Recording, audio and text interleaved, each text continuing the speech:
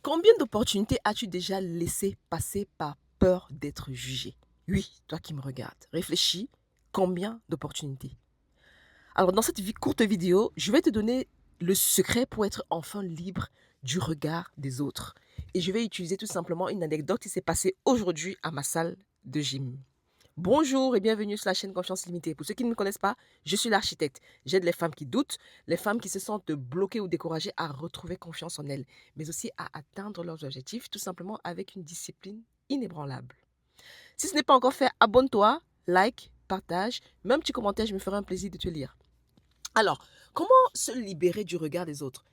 Je sors à peine de la salle de gym, donc faites pas très attention, je suis pas, voilà. J'étais à la gym tout à l'heure, là, il y a quelques minutes, et pendant ma séance, il s'est passé il y a une jeune fille, oui, dans la trentaine, qui est arrivée. Et pendant que je suis en train de m'entraîner, j'avais mon casque, j'écoutais ma musique. Qu'est-ce qui m'a attiré en fait en elle? À la base, voilà, il y a plusieurs personnes dans la salle de gym, hein, mais pourquoi j'étais vraiment attirée pour observer ce qui se passait, c'est que quand elle est arrivée, je la voyais tourner en rond. Elle tourne une fois, la première fois, la deuxième fois, bon, c'est banal, voilà. Mais au bout de 3 fois, de 4 fois, de 5 fois, de 6 fois, bon, là, je commence à observer. Moi qui suis très observatrice, bon, du fait de, vous savez, j'ai fait psychologie, je suis aussi coach, voilà, j'accompagne des femmes dans leurs objectifs de vie, j'accompagne des femmes justement dans la confiance en elles. Donc, j'ai cette habitude-là, ce réflexe-là d'être très observatrice. Voilà, voilà. C'est les conséquences, les défauts de mon métier, on va dire ça comme ça. Et j'observais que non seulement elle tournait en rond, mais elle avait l'air dubitative, elle avait l'air d'hésiter, elle avait l'air de ne pas être à l'aise. J'ai tout de suite compris que c'était sa première fois dans une salle de gym, ou en tout cas c'était son premier jour. Si ce n'était pas son premier jour, c'était peut-être son deuxième ou son troisième, mais en tout cas c'était ses débuts. Elle débutait vraiment dans une salle de gym, dans une salle de sport. Alors elle avait l'air gênée. Ça c'est quelque chose que j'ai remarqué, mais vraiment, c'était flagrant. Elle avait l'air très gênée. Elle avait l'air. Elle n'était pas du tout à l'aise. Ça, c'est sûr, elle n'était pas du tout à l'aise. Bon, c'était une femme plutôt en surpoids. C'est pas un jugement, hein, je suis juste en train de vous relater les faits. Elle était plutôt en surpoids et elle avait un manque de confiance en elle inné, c'est-à-dire extraordinaire. C'était tellement, ça se voyait de très, très, très loin.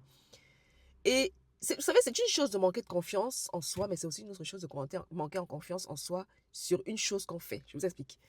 Je vous ai déjà expliqué sur cette chaîne qu'il y a deux types de confiance en soi. Il y a la confiance en soi, de soi, c'est-à-dire j'ai confiance en moi dans la vie de tous les jours, parce que c'est un travail que j'ai fait et que je fais chaque jour. Il y a la confiance en soi sur une activité ou sur quelque chose. Je prends un exemple. Cette jeune fille, elle arrive à la salle pour la première fois. C'est normal qu'elle manque de confiance en elle dans les différentes machines qu'il y a, dans dans tous de comment elle s'est disposée, à quoi ça sert telle machine, quel appareil et autres. Ça, c'est normal parce qu'elle ne connaît pas. Elle n'a pas l'expérience.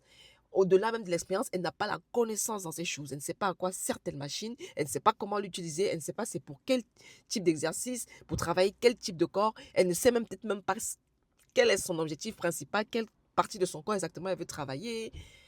Voilà, ça, il y a ce manque de confiance-là. Mais il y a aussi le manque de confiance en soi, le manque en confiance en soi intrinsèque, c'est-à-dire tu manques de confiance en toi tout simplement dans ta vie de tous les jours. Et cette jeune fille-là, elle manquait de confiance en elle de deux types. Ça, c'est clair, ça se voyait. Je vous dis, j'ai l'habitude. Je reçois chaque jour dans mon cabinet de réflexion des femmes qui manquent de confiance en elles et on travaille tous les jours justement sur ce domaine-là. Mais ce qui m'a le plus frappé, c'est que elle a fait près de 45 minutes à tourner en rond. Pendant qu'elle tournait en rond, des fois, elle arrive, elle va sur un appareil ou sur une machine, notamment de tapis de course. Elle essaye un petit peu 2 minutes, puis elle repart, elle essaie. Bref, voilà. Mais on sentait qu'elle était gênée, qu'elle était mal à l'aise. Et à un moment donné, elle est arrivée au niveau de la musculation. Parce que moi, à un moment donné, que je tournais aussi, je fais de la musculation. Il y a la salle de musculation. Elle arrive à ce niveau-là, elle reste un peu, elle regarde. Bon, oui, parce qu'elle ne connaît pas, elle ne maîtrise pas. Mais en plus de ça, elle va sur un appareil pour les extensions des, j'ai oublié comment ça s'appelle, ça peut travailler le haut du corps, les bras notamment. Elle le fait une fois, après elle laisse, après elle tourne en rond. Je vous dis, elle a passé 1 heure de séance à ne rien faire, ou quasiment rien faire. Oui, je dirais à ne rien faire, parce que j'ai observé la scène. Et pendant que j'observais ça, bien entendu, moi, je faisais mon entraînement. Mais ce qui m'a le plus frappé et choqué, c'est que pendant toute cette séance, je l'ai vue après, elle est partie, hein. Après, je l'ai vue, elle est allée au vestiaire, elle s'est changée et elle est partie. Je l'ai vue. Et comme je disais, ce qui m'a le plus choqué, c'est qu'elle n'a pas posé de questions.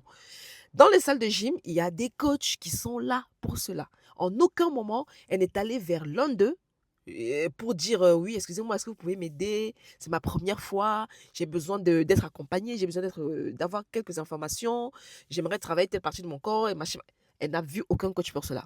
Elle aurait pu aussi voir des personnes comme nous, comme moi, qui nous entraînaient et puis poser la question, par exemple, de excusez-moi, vous pouvez m'aider, s'il vous plaît? Je ne m'y connais pas, c'est la première fois. Ça sert à quoi? Machin.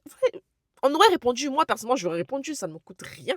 D'autant plus que lorsqu'on fait des exercices, que ce soit cardio, que ce soit musculation, surtout musculation, on fait des séries. Et par série, il y a des pauses dans les séries. Donc, pendant une pause, par exemple, je peux répondre. Elle pouvait, par exemple, profiter d'un moment où une personne est en train de faire sa pause, une pause d'une série. La personne lui aurait expliqué rapidement. Ou alors, elle aurait pu observer et essayer de faire. Bref, vous voyez ce que je veux dire? En aucun moment, elle n'a posé de questions à qui que ce soit, ni aux coachs qui sont appropriés, qui sont là pour ça, ni aux personnes qui faisaient des exercices. Bon, peut-être qu'elle s'est dit que nous, les personnes qui font les exercices, qui sont en train de faire leur sport, sont occupées et elle ne veut gêner personne. Je comprends très bien qu'elle ne voulait peut-être gêner personne. Elle s'est dit, bon, je ne vais pas les embêter. Mais les coachs alors, ils sont là pour ça. Même s'ils sont occupés, ils vont te dire, patiente, je te reviens. Mais ça ne l'a pas fait. Et toute sa séance, près d'une heure, et elle est partie. Et c'est la raison pour laquelle j'aimerais vraiment vous dire, vous devez comprendre un truc, parce que je le voyais, je le voyais, ça se lisait dans ses yeux. J'ai l'habitude de recevoir ce type de femme. Ça se voyait dans son regard, dans sa gestuelle, dans tout en fait. Ok? Qu'elle manquait de confiance en elle déjà intrinsèque. Ça, c'est le pire. Et bien entendu, ce qui est normal, elle manquait de confiance en elle dans l'activité sportive, dans la musculation, dans les machines, dans comment ça se passe dans une salle de sport et autres, qui n'est pas bien grave, parce que ça peut s'apprendre, et puis voilà. Mais surtout, elle n'a pas posé de questions. Et ça, c'est pas normal. Elle n'a pas posé de questions, elle n'est pas allée vers une personne pour en savoir plus, elle a préféré perdre 1 heure de sa journée. Hey guys, est-ce que vous savez c'est que 1 heure dans une journée? 1 heure dans une journée, croyez-moi, c'est énorme. Vous ne pouvez pas vous permettre en 2026 encore de perdre du temps de cette manière. Vous ne pouvez pas. Non, non. Vous devez maximiser le temps que vous avez. Moi, je vois par exemple, j'ai des journées qui sont calibrées. Certes, il y a des moments où il y a le lâcher prise. Mais mes journées sont extrêmement calibrées. Quand je viens à la salle de gym, je sais que je fais mes 1h30. Dans les 1h30, il y a 30 minutes peut-être pour la douche, mais pas tout le temps. Des fois, je me douche chez moi. Mais dans tous les cas, je sais que j'ai 1h30 d'exercices intensifs, que ce soit cardio, musculation et recardio. Mais je sais exactement l'exercice que je vais faire. Je sais exactement les séries que je vais faire. Je sais exactement le nombre de minutes que je vais faire. Et ainsi de suite. Tout est calibré en fait. 1h30, c'est 1h30. Et ça ne doit pas être 1h30 qui sont volés. Ça ne doit pas être 1h30 qui sont perdus, qui sont jetés à l'eau. Non, non, non et non. Et elle a laissé ça. Elle a laissé ça faire et ça, c'est grave. Donc, j'aimerais vraiment vous dire, comment est-ce que vous vous libérez du regard des autres? Soyez libre du regard des autres. Elle était gênée parce que certainement elle se disait, oh, les gens me regardent. Oh, qu'est-ce qu'on va dire de moi si je vais dans la salle de gym où il n'y a que des hommes? Parce qu'effectivement, à la salle du côté musculation, pardon, je veux dire, parce que le côté musculation en général, il y a très peu de femmes, voire même pas du tout. Et là-bas, c'est très masculin. Et je sais que souvent, beaucoup de femmes sont gênées par cela. Même moi, moi-même, la première fois quand je débutais dans la musculation, j'étais gênée la première fois, peut-être 1, 2, 3 fois, mais après, j'étais devenue comme un poisson dans l'eau, quoi. Et et tu sentais en elle qu'elle se disait, mais qu'est-ce qu'on va dire de moi? Qu'est-ce que les gens vont dire de moi si je prends ça et que je n'y arrive pas? Oh, les gens, ils doivent être en train de me regarder. Et pourtant, je vous garantis, personne ne la regardait, si ce n'est que moi. Enfin, moi, mais moi, des comme moi, il y en a combien? Moi, c'est parce que j'ai fait des études de psychologie, c'est parce que je travaille dans cela, dans la confiance en soi. J'accompagne ce type de femmes chaque jour. C'est la raison pour laquelle il y a des choses dont j'ai l'habitude de prêter attention. Vous voyez? Mais sinon, des comme moi, il y en a combien? On est très, très rares. Mais en réalité, les personnes, quand ils sont à la salle de gym, ils ne calculent rien ni personne. D'ailleurs, même moi, là, c'est parce que vraiment, j'ai vu que chez elle, elle a vraiment tellement tourné en rond pendant tellement longtemps que ça m'a frappé. Mais sinon, généralement, quand je viens à mon entraînement, mais 1h30, j'ai pas le temps de calculer qui que ce soit. Je suis d'ailleurs occupée avec la musique dans mes oreilles. Donc, c'est du bam, bam, bam, bam, bam, bam, bam, bam, parce qu'il n'y a pas de temps à perdre. Donc, lorsque vous venez à la salle de gym, bah, en fait, les gens s'en foutent de vous, en fait. Parce que les gens sont occupés à faire leur entraînement, en fait. Ils savent qu'ils ont un tel nombre de temps, ils n'ont pas de temps parce qu'après, ils doivent peut-être aller travailler, peut-être qu'ils doivent aller s'occuper de leurs enfants, peut-être que bref, ils ont un programme dans leur journée. Donc, ils sont concentrés. Ils veulent aller bam, bam, bam, droit au but. Et puis terminer et passer à autre chose. Donc les gens ne te regardent pas, les gens ne savent même pas que tu es là, on ne sait même pas que tu existes. Donc que ce soit la salle de gym, que ce soit un quelconque projet que ce soit, ne pense pas que les gens te... En fait, personne ne te voit, personne ne te connaît. Alors pour pouvoir te libérer justement du regard des autres, ça c'est le secret. C'est le secret que je te donne là. Pour pouvoir te libérer du regard des autres, c'est tout simplement de te dire qu'en fait, personne ne te regarde. Personne ne te connaît. Les gens s'en foutent de toi. Et d'ailleurs, c'est le cas. Ils s'en foutent de toi. Ils ne te connaissent pas. L'être humain est autocentrique. Bah oui, l'être humain n'est centré que sur lui, lui, lui et lui. Ses problèmes, ses problèmes, ses problèmes, ses problèmes. Nous sommes des égoïstes par nature. Donc, nous ne voyons que nous. Nous ne voyons pas les autres. Donc, que tu ailles à la musculation, que tu fasses tel projet, que tu aies envie de faire tel projet ou autre, les gens ne te calculent pas. Ils ne te voient pas et ils s'en foutent de toi. Ça, c'est ce que tu dois te mettre dans la tête. Une fois que tu te mets cela dans la tête, tu vas voir que ça va être beaucoup plus facile. C'est le secret. Le secret vraiment pour se libérer du regard des autres, pour enfin être libre du regard des autres, pour ne plus se poser la question de quand dira-t-on.